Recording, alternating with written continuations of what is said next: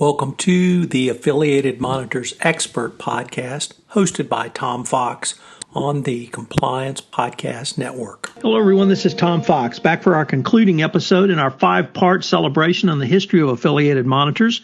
As always, I'm joined by DiCianni, the founder and president of Affiliated Monitors. Vin, welcome. Tom, thank you for giving me the opportunity to talk about my company. Well, Vin, it really seems to me now, after listening to our prior podcasts, that there are 2 or 3 key themes that I've heard you articulate literally when the idea first formed in your head about an independent integrity monitor, through the formation of affiliated monitors, and indeed through the growth of the company. And I was wondering if we might just get a few thoughts, or your thoughts rather, on those themes. One is literally the integrity, the professionalism of the AMI team as you've grown it. And then next, the AMI's growth. And that growth has come partly through regulators evolving their approach, moving from a strictly perhaps a business perspective to a more legal perspective, and then an ethics and compliance perspective. So I'm going to sit back and listen to you for a little bit. Okay.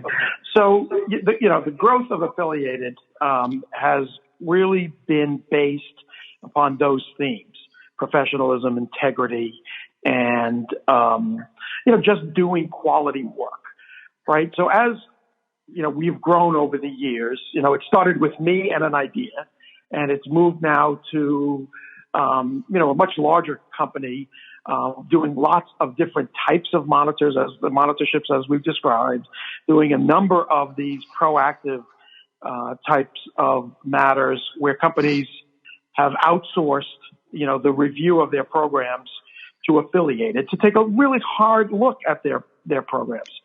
So the way we've grown is by bringing on professionals who have really a deep knowledge of either government contracting or, the requirements of, compliance and ethics programs as they have grown. I've built a team of what I'm going to call experts, who come from various, sort of walks of life, if you will, some on the government side, some on the private side, some have straddled the fence, with government time and private practice, doing lots of investigations and those kinds of things. So the build for me and for Affiliated has been very much focused on bringing in great people who have the trust of the government, who have the sort of the bona fides to show the government and to companies that we know what we're doing, and that we can benchmark their program against another program, that we can make recommendations that are realistic and not too idealistic and too costly. So that growth has really served us very well. The other thing that we've done, and it's been something that has been very conscious on our part, is to maintain our independence. So we are not a law firm, so we don't compete with other law firms. We're not investigators, so we're not doing the sort of that legwork part of the investigation. We are not expert witnesses. We have stayed in, I'll call it our swim lanes. One is just providing, great independent monitoring services, and 2, providing, these assessments that really use the skills that we've learned as monitors, to meet, regulatory requirements. So, all of those elements that I talked about: professionalism, integrity, independence, quality work, it's sort of in our bloodstream. And that's, that's something I think that has helped us greatly. So the team itself has expanded. The company has grown. We've talked about the expansion or change in monitorships, and I wanted to maybe turn the focus a little bit to the regulators. You have talked about how the regulatory landscape has changed. It expanded to the federal level. It brought in ethics and compliance. And as recently as last year, we saw with the Binkowski memo, the regulators seeming to help companies understand that a proactive approach might even be more beneficial in the regulator's eyes.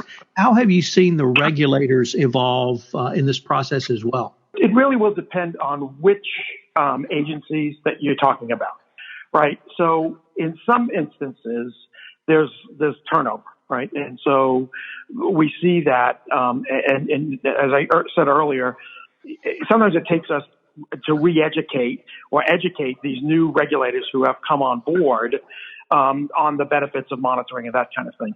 However, what we're seeing now is a greater level of sophistication by regulators on the use of monitoring, and more particularly on the requirements of a strong ethics and compliance program and culture. So I think that, again, I'm going to say through you and through, other entities that sort of promote, compliance and ethics, there's much more of an awareness now on the need for a company to have a strong compliance program, a good and effective compliance officer and the compliance team, to do training that is, strong and effective, to have a hotline that promotes people speaking up and that kind of culture within the company, to have an investigative arm, to be doing things, perhaps that the company had never done before or thought of before. That's the awareness, Tom, that I think regulators have that they didn't have before. And, at the DOJ level, they're much more sophisticated on compliance programs now than they ever were. I think Wei Chen really made a difference in giving the DOJ attorneys, and I know it's a focus now because Benkowski talks about it, giving a focus on an appreciation for a strong ethics and compliance program, right? We're seeing that with other agencies as well. I know the debarment officials that we work with, they are requiring strong ethics and compliance programs as an element of demonstrating present responsibility under the FAR. State AG's offices are now, while they are focused on regulatory compliance, as they should be, they're also looking at, compliance programs. And we're doing a very large mental health group that we're monitoring on a Medicaid fraud case. And one of the focuses, and it's different than 10, 15 years ago, but one of the focuses now on, does the company have a strong compliance program? And does it have the controls to make sure that it's fulfilling its obligations under state, Medicaid rules? That's a different, way of thinking than 10, 15 years ago.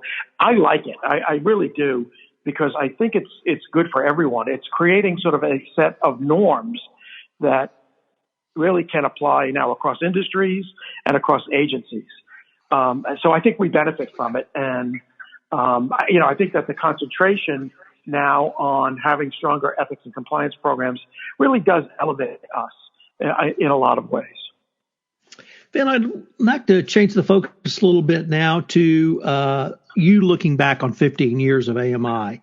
And what are you most proud of that AMI has accomplished, and perhaps a look into the veiled future to see where AMI may be going? We were thinking about some topics for this presentation. I have been very reflective, of the past, 15 years and really 20, 22 years as I came up with the idea. And, there's lots of things I'm proud of. The one thing that sort of stands out to me is the fact that I was able to take an idea, right, that I had, and it just was, it was rolling around in my head for those years before I started Affiliated, and to actualize it, to be able to put it into the form of a company and then help that company, just create a sort of a brand and a process.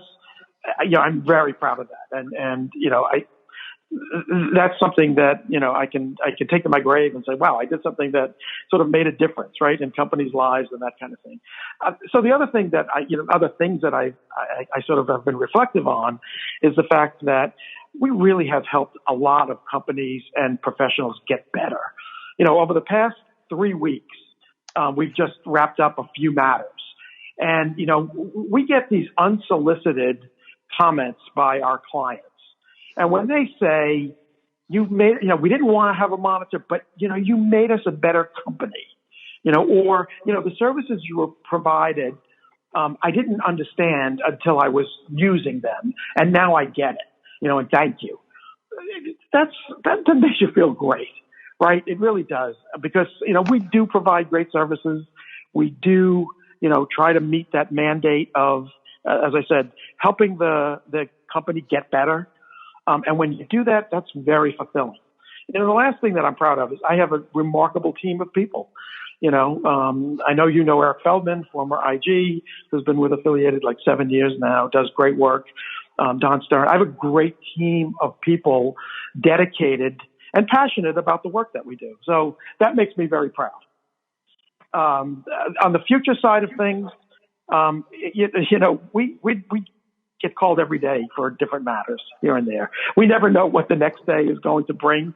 And so there's a level of uncertainty, which is a good thing, because you never know what the next case could be. So tonight it could be a utility case.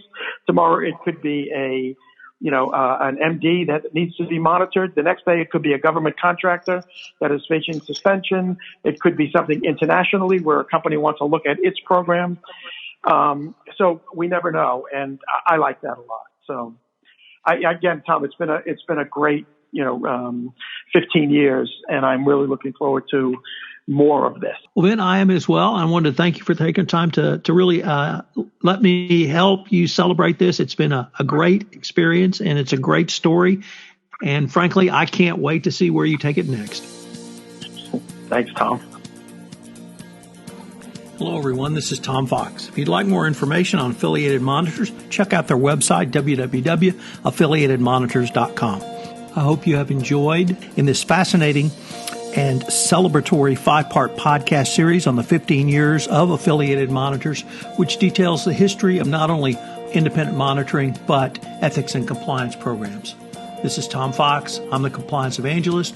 This podcast series is a special presentation of the Compliance Podcast Network.